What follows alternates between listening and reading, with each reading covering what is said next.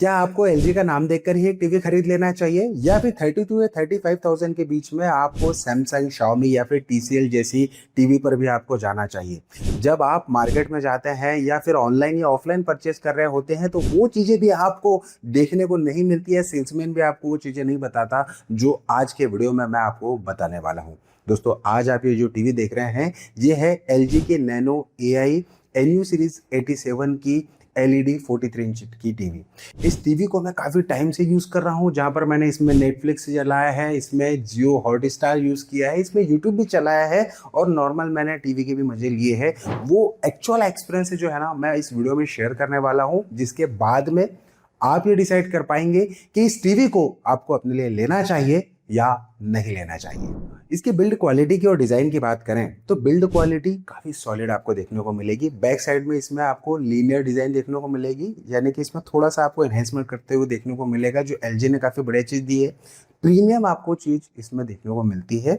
और दूसरी चीज़ है, इसकी जो बेजल है वो पहले से काफ़ी नैरो कर दी गई है, जो कि आपको काफ़ी बढ़िया दिखेगी। वॉल माउंट करेंगे ना आप इस टीवी को, काफ़ी औसम प्रीमियम आपको फील देखने को मिल जाता है। पॉलीकार्बोनेट बॉडी की आपको इसकी बिल्ड क्वालिटी देखने को मिल जाती है। अभी तक तो इसमें काफ़ी सारी चीज़ें आपको बढ़िया देखने को मिलती है, लेकिन असली गेम जो होता है ना वो होता है वीडियो क्वालिटी का। ये जो टीवी आप देख रहे हैं 4K रेजोल्यूशन के साथ में आपको देखने को मिलेगी। 60 हर्ट्ज का रिफ्रेश रेट आपको इस टीवी के अंदर देखने को मिल जाता है।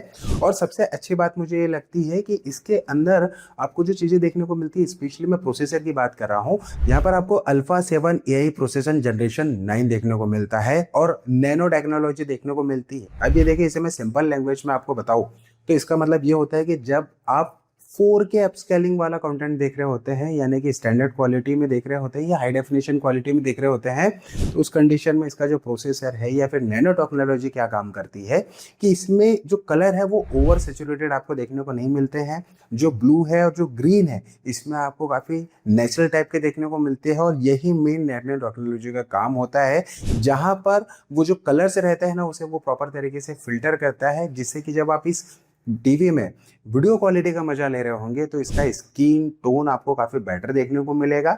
और सबसे अच्छी बात मुझे लगता है कि इसमें जो व्यू एंगल है वो भी काफ़ी बढ़िया देखने को मिलता है। अभी पिक्चर क्वालिटी तो आपने देख ली है, लेकिन 90% लोग वो गलती करते हैं जो आपको नहीं करनी।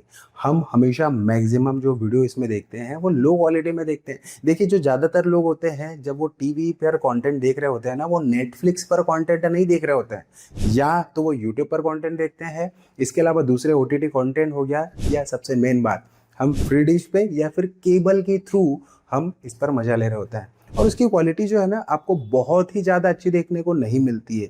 और यहीं पर सबसे मेन गेम स्टार्ट होता है। देखिए, इसकी जो 4K अपस्केल वाली जो क्वालिटी है वही आपको देखनी है। इसमें मुझे 4K जो क्वालिटी है इन्हेंस करने की वो काफ़ी डिसेंट लगती है। मैं मिरेकल नहीं बोल सकता कि भाई स्टैंडर्ड क्वालिटी आप देख रहे हैं और वो एकदम से 4K क्वालिटी में होगी, ये नहीं रहेगी। लेकिन हाँ, जो क्वालिटी इंक्रीज होती है, जो अपस्केल होती है, वो आपको काफ़ी इन्हेंस देखने को इस टीवी के अंदर देखने को मिलती है। मोशन के हिसाब से अगर मैं बात करूँ ना, 60 हर्ट्ज का रिफ्रेश रेट काफ़ी सफिशिएंट है। स्पेशली अगर आप स्पोर्ट्स लवर है या फिर एक्शन वाले कोई सीन देख रहे हैं, उस कंडीशन में आपको वीडियो क्वालिटी काफ़ी बढ़िया देखने को मिलेगी।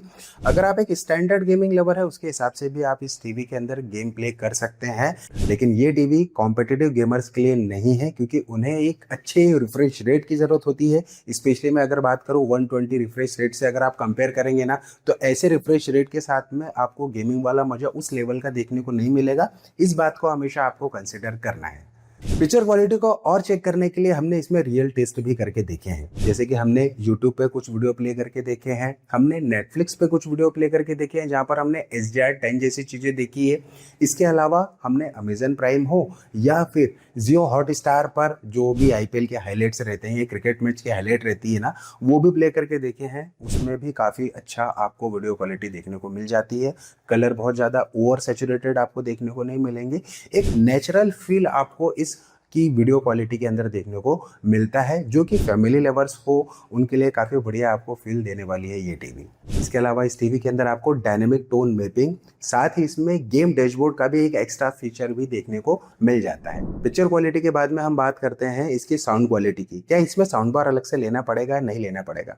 देखिए, 20 वॉट्स के स्पीकर आपको देखने को मिल जाते हैं इस टीवी के अंदर।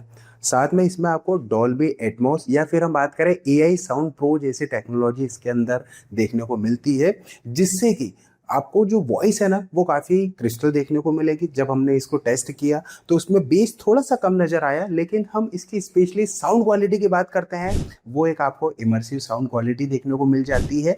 ऐसा नहीं लगता कि भाई इसके अंदर आपको स्पेशली कोई साउंड बार लगाना पड़ेगा। स्पेशली मैं बात कर रहा हूँ 120 या फिर 140 स्क्वायर फीट तक के रूम साइज में। लेकिन अगर आप किसी हॉल में इसे लगा रहे हैं ना तो और बहुत ज़्यादा बेस पसंद करते हैं, तो उस कंडीशन में डेफिनेटली आपको एक साउंड बार लगाना पड़ सकता है, अगर आप बहुत ज़्यादा बेस पसंद करते हैं उस कंडीशन में।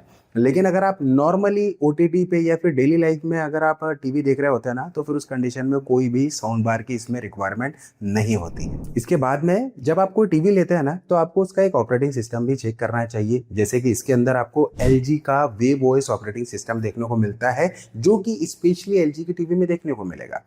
अब अगर हम इस टीवी को अगर हम जब भी चालू करते हैं, ऑन करते हैं, तो इसमें सबसे पहले जो ऑपरेटिंग सिस्टम देखने को मिलता है ना, उसका लैग फ्री ऑपरेशन आपको देखने को मिलेगा। काफ़ी स्मूथ आपको ऑपरेशन सिस्टम इसका देखने को मिल जाता है। जब आप टीवी में कोई सी भी एप्लीकेशन ऑन करते हैं, काफ़ी क्विक परफॉर्मेंस आपको देखने को मिलता है, चाहे वो नेटफ्लिक्स हो, यूट्यूब हो, अमेजन प्राइम हो, सारी चीज़ें जो है वो आपको एप्लीकेशन में इनबिल्ट देखने को मिलती है, जो भी ज़्यादा पॉपुलर होती है। बस इस पे चीज़ें ये देखने को मिलती हैं कि इसमें बहुत ज़्यादा आपको एप्लीकेशन का सपोर्ट देखने को नहीं मिलता, लेकिन जो पॉपुलर एप्लीकेशन है उसे आप इजी तरीके से जो है वो एक्सेस कर सकते हैं।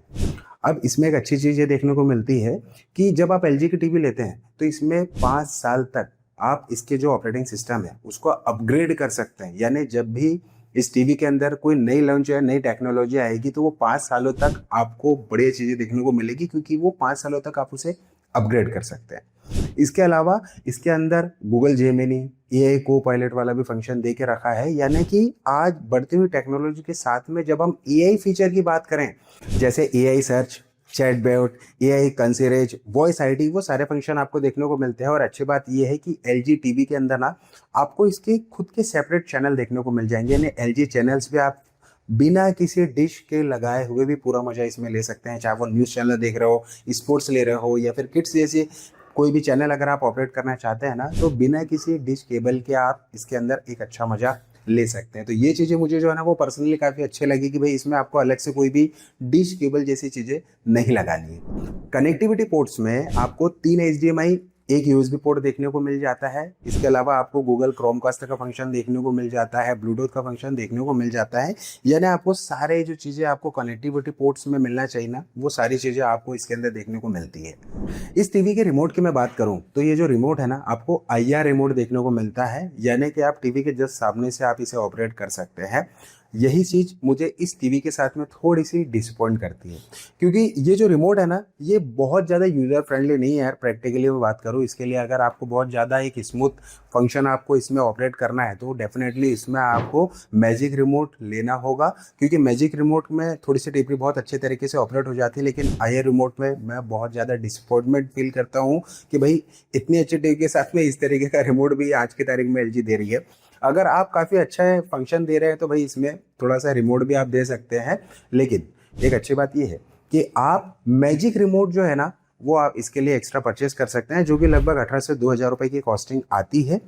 आप मैजिक रिमोट जो है वो बिल्कुल लीजिएगा, तभी आप इस टीवी के साथ में बहुत अच्छे तरीके से और स्मूथ फंक्शन ऑपरेट कर सकते हैं।